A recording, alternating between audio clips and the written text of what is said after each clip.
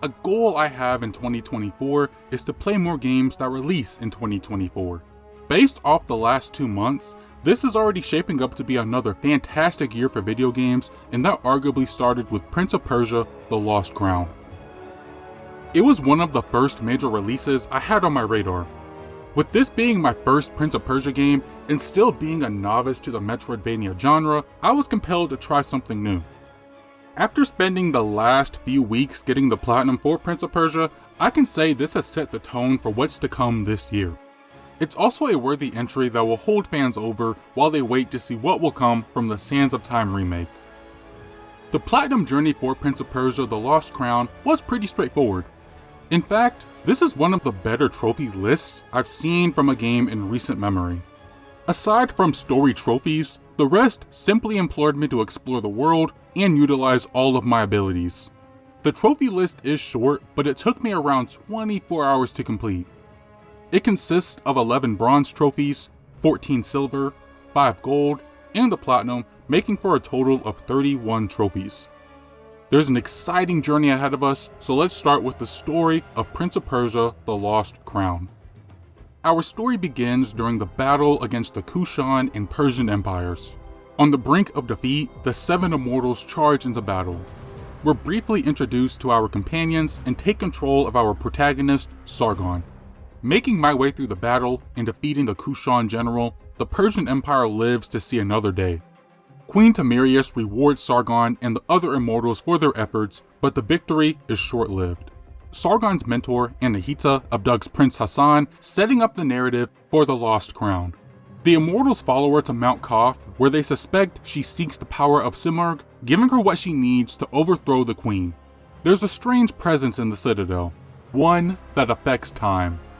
As I spent the opening hours of the game exploring the citadel, fighting undead foes, and defeating a mini-boss that was kicking my ass, it would be a while before I found the thing that made Prince of Persia fun. See, I played the demo a few days ahead of the game's release, so it took some time to adjust to the differences between this bare-bones version of Sargon compared to what I played in the demo. After an hour or so of exploring, I ran into my first major boss fight. Jahandar, Guardian of the Citadel, stood in my way, and this was the first real test of my skills. Even with all of the exploring and upgrades I made so far, it took me a couple of attempts. After I locked in and used my special moves at the right time, this menacing beast was slain.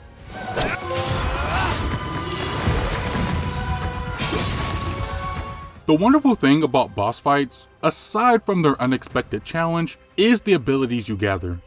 After this first fight, I unlocked one of my first abilities, letting me dash mid-air. As I ran into my companions and saw how weird time was acting, my next destination was the archives. Looking for a way to the upper city, an alternate version of myself appeared in front of me, a so-called better version. Fighting someone with the same skill set as me was intimidating at first, until I realized it was just me. I knew all of my moves and how to counteract them, making this an easy fight against myself. However, this wouldn't be the last. Reaching the upper city to apprehend Anahita, it turns out she isn't the threat we were worried about. Vara murders the prince, revealing him as the true threat. We save Anahita from Baram's blade and fight this traitor. I was extremely underpowered at this point, and he ended up getting the better of me. He has truly become a force to be reckoned with, running things back with his time powers. Throwing Sargon down an abyss results in a better fate for him as he lands in the depths below. Using my platforming skills to maneuver through deadly contraptions, I came across myself again.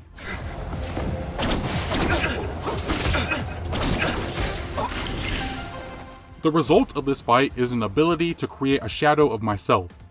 This shadow allows me to reposition myself in a fight, make it through a tough platforming section, or solve puzzles. I stumble upon a mysterious old man who reveals a way to go back in time and save Hassan. He points me to the sunken harbor, which lies the pit of eternal sands. However, I'm not quite prepared to enter yet and need more of the Simurgh's power just to break the seal. The old man leaves us with nothing but riddles, and the first one takes me to the Soma tree where Kiana, the forest queen, awaits. Not only did I have to deal with her, but I also had to contend with her wolf companion. It was not an easy fight, with multiple phases introducing new attacks. This was just one of many times when I had to go back and adjust my amulets to those that would benefit me the most in the fight. 15 minutes and 5 attempts later, I overcame the challenge that was the Forest Queen.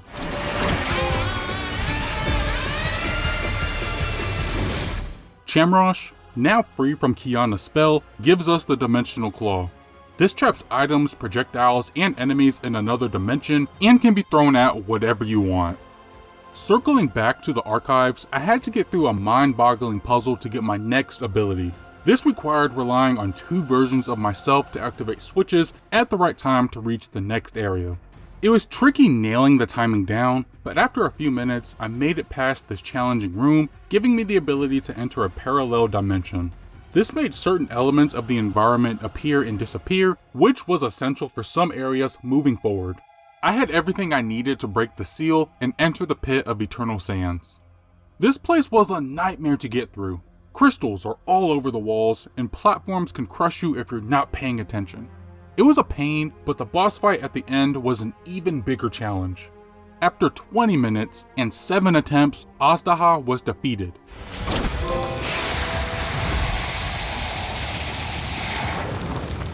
Giving me a new objective. I had to find 4 celestial gods who would grant me the opportunity to go back in time. This fight also gave me the ability to double jump, which was going to be extremely handy moving forward. Over the next couple of hours, I did some more backtracking to solve more brain-busting puzzles and discovered tough areas like the west side of the upper city. This objective also was not as straightforward as it initially seemed. Menelaus, one of the other immortals, stops me dead in my tracks. If you want to talk about a tough fight, this is it. Menelaus specializes in ranged attacks, so he hit me with a lot of hard-hitting arrows while keeping his distance. It was imperative to close the gap whenever the opportunity came and avoid some attacks that would take up half of the arena. His second phase comes with a counterattack that was devastating if I got caught in it. It also did not help that I was a bit underpowered. I had a decent chunk of time crystals at my disposal, so after a couple of upgrades and rearranging my amulet some more, I went back in. After a total of 45 minutes and 9 attempts, this would unfortunately be the last time Menelaus fired his bow.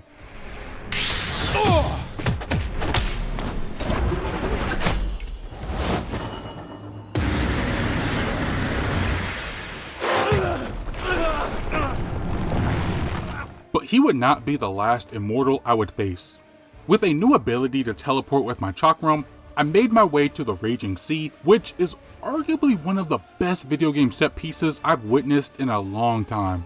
I'm literally making my way through a battle frozen in time, and it was a sight to behold. On one of the ships lies another immortal, Stormmaster Orod, who is even more challenging than Menelaus. He does not hold back, with plenty of unblockable, hard-hitting attacks that would quickly drain my health bar if I was too cocky or too slow. Like Menelaus, he has an attack during his second phase that spans the entire arena, causing massive damage if caught.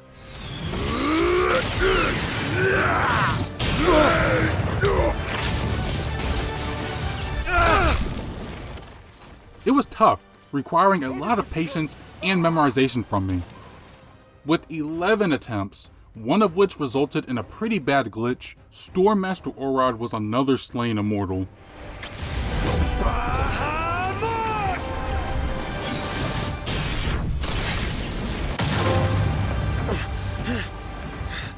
Reaching the last Celestial Guardian, I returned to the upper city, sending me back to that pivotal moment in the story.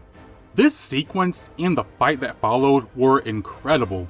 Seeing the past version of myself was an excellent way of showing how far I progressed up to this point. Both of us fought Barham together, at least for the first phase, which was pretty cool.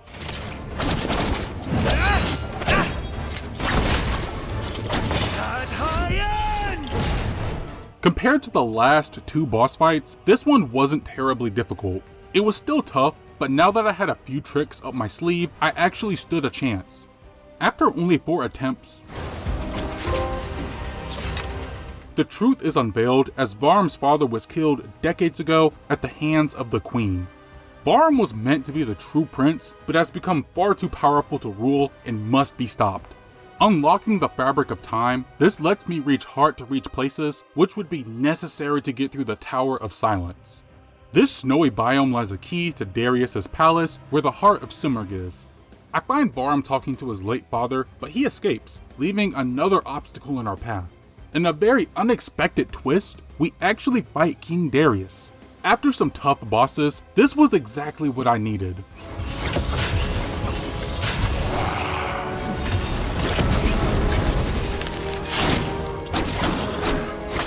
I put the king back in the grave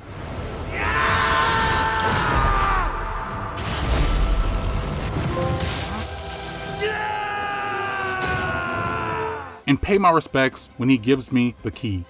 I used it to enter Darius's palace where Barham was waiting. At the point of no return, the heart of Simurgh is right in front of us, and Barham triggers it to become this godlike being. Utilizing everything I have learned so far, I engaged Barham one last time in the final boss fight. I gave it my best, but it was clear I still had a lot to learn. After a couple of tries, I stepped away from the fight and worked on upgrading Sargon to become the most powerful version of himself. For the next few hours, I went back through to complete everything the game had to offer. As I made my way through each biome, I began multiple side missions from different people in Mount Koth. With 9 to take on, these were all fantastic additions to the game as they helped flesh out the world and focused on unique individuals. Some of these missions included retrieving an ore for the weaponsmith Kahiva, finding a pirate captain's lost bird, helping a soldier find his friend, avenging a mother's lost child, putting my platforming skills to the test by climbing an impossible tower, or solving an elaborate puzzle from an architect. These were only a handful that did not have a trophy attached to them like those I'm about to talk about. However, they were fun and sometimes quick additions to the game that rewarded me with items that would prove beneficial.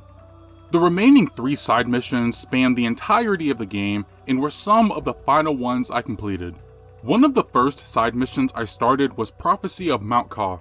I stumbled upon a hidden room with a sand jar that revealed part of a fresco after I hit it. As I made my way through Mount Koth and discovered these sand jars, each one slowly unveiled the prophecy. 30 of them are spread out meticulously in each biome, so I hit the ones I happened to stumble upon and used a guide to find the rest. Shout out to PS5 Trophies for an incredible guide. After I found all of them, I was able to complete the prophecy fresco. A few hours into the game, as I made my way through the archives, this strange man was blabbering about pieces of the moon being stolen, and he wanted me to find them. This does not go as expected because instead of collecting something, we end up rescuing the strange man more times than not. There's a handful of spots to go to, but after completing this quest, I was given both a valuable item and a trophy. My friend. The final side mission I completed was actually the first one I started. Very early in the game, I find Nojin, who has seen better days. His final request for us is to free 8 soldiers who are now prisoners of time. Shortly after this conversation, I defeated the first Lost Warrior, which gave me the very first trophy of the game. Like the previous 2 side missions, I defeated those in my way throughout the story and fought the rest during my late game cleanup. I returned to the old general, Ardashir, wrapping up this side mission. Go well, General. Thus completing all of the game's side missions. The next aspect I want to focus on is exploration. Mount Koth is huge with multiple areas to explore, leading to exciting secrets. The one thing I constantly ran into is whack trees. These were my safe havens, replenishing health and allowing me to swap out amulets and after surges. I have no idea how many there are in the game, but 8 of them have whack heads we can talk to. I was able to find all of them naturally and found the last one soon after arriving at the Tower of Silence. You found me. You found Kamya. As a quick side note, some of you who have followed this game may know one of them was voiced by an AI. What do we have here? A traveler who seems to know the way, but is forever led astray. This did eventually get patched out. I've come to enlighten you as promised. so it was probably an oversight by the development team, but I do hope this is not the norm moving forward. Early in the game, when I was going through the archives, I came across a jailer who, well, put me in jail. I ran into him again with a whole new skill set and was ready for round 2. The fight seemed straightforward until he took a timeout, preventing me from doing any damage. It took me a minute, but it eventually clicked that he was going to another dimension. Once I figured that out, I put a stop to the jailer once and for all. Lastly, as I finished up some side missions, I discovered some hidden locations around the map. There was a hidden floor in the depths I could access after purchasing a key from a scrapper. The other was a ghost ship I discovered after jumping from a high point in a hidden valley. And finally, there was an herbalist camp located on the outskirts of Somatry. The next thing I want to talk about is collectibles, but I'm using that term very loosely. There are a lot of things to collect in Prince of Persia, but not everything is required for the platinum. For instance, there are your normal collectibles that provide more lore to the world, but finding all of them is not necessary unless you really want to see 100% on your save file. The collectibles that are required are amulets, soma tree petals, ores, and amulet holders. Some of these are given to you after completing side missions or defeating a boss, but the majority of them are going to be found throughout the world. The first trophy I unlocked in this regard was quick, only asking me to find 5 ores. While this was not something I mentioned, I do want to talk about the game's currency. After defeating enemies, they leave behind time crystals, which are used to purchase more consumables, amulets, and upgrades. These can also be found throughout the world, and I got a trophy for collecting a total of 10,000 time crystals. After a few hours of exploring, I found most of the amulets, amulet holders, ores, and soma tree petals. I bought a couple of them from vendors, but I got the rest after completing the Prophecy of Mount Koth side quest. Once the prophecy was revealed, the remaining collectibles I needed, along with a ton of time crystals, came raining down. This gave me the 12th amulet holder for my necklace, my 36th amulet, and the last soma tree petal I needed. The last thing I want to talk about before finishing the game is combat trophies. These are fairly simple and make use of every ability learned throughout the game. I eliminated 5 enemies by throwing them into spikes, defeated 30 enemies while I was in the air, eliminated 20 enemies with a satisfying opportunity attack, eliminated an enemy with the dimensional claw, and used every Athra Surge.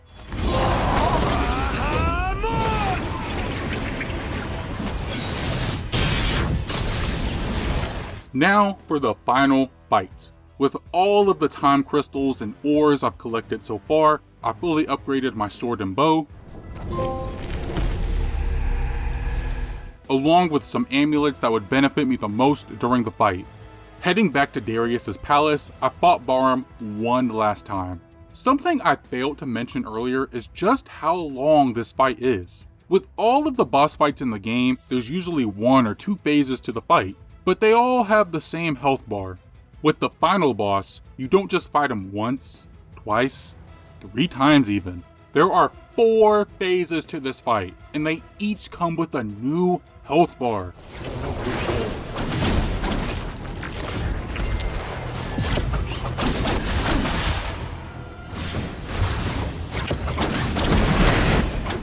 This is the ultimate test of everything I have learned in the game so far, and victory did not come easily. But with everything coming together, I finally managed to defeat Bahram,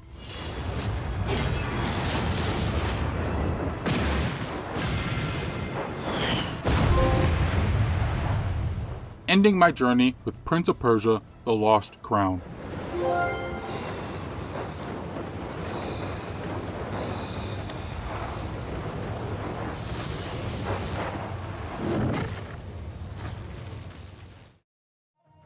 What's a game?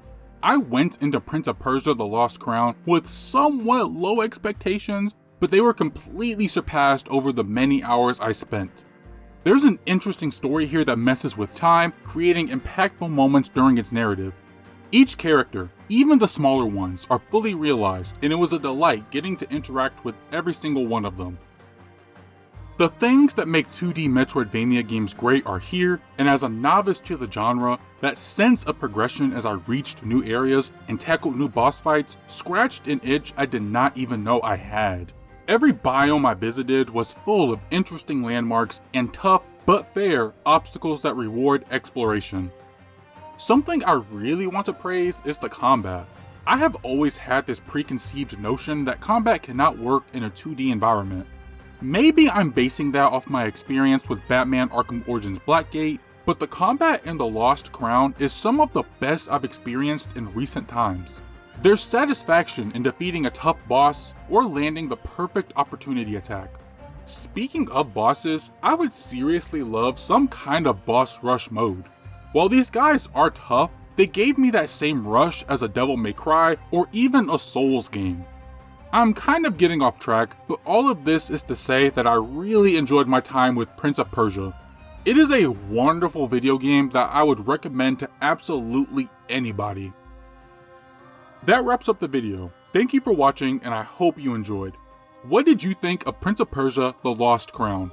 What's your favorite game in the series? Make sure to leave a comment down below.